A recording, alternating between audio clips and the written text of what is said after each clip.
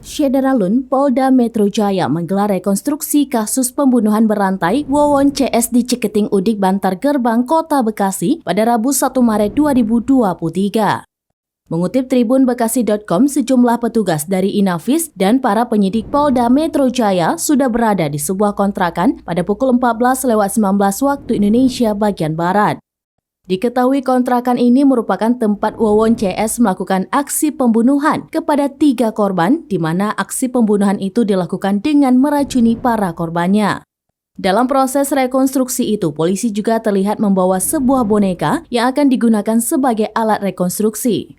Sebelumnya diberitakan, aparat penyidik di Treskrimum Polda Metro Jaya saat ini sedang melakukan penelusuran aset milik para tersangka kasus pembunuhan berantai Wawon Erawan alias Aki CS. Kombes Truno Yudo Wisno Andiko menyebut penelusuran aset para tersangka ini berdasarkan salah satu motif kasus, yakni adanya dugaan ingin menguasai harta orang lain dengan modus janji menggandakan kekayaan kepada korbannya. Direktur Reserse Kriminal Umum Polda Metro Jaya, Kombes Hengki Haryadi mengatakan pihaknya menemukan sejumlah uang yang dihimpun dari sejumlah tenaga kerja wanita atau TKW. Uang tersebut dihimpun via transfer ke rekening atas nama tersangka MDD Solehudin. Selain menjadi tersangka, DD juga diketahui menjadi korban yang keracunan dalam kasus ini.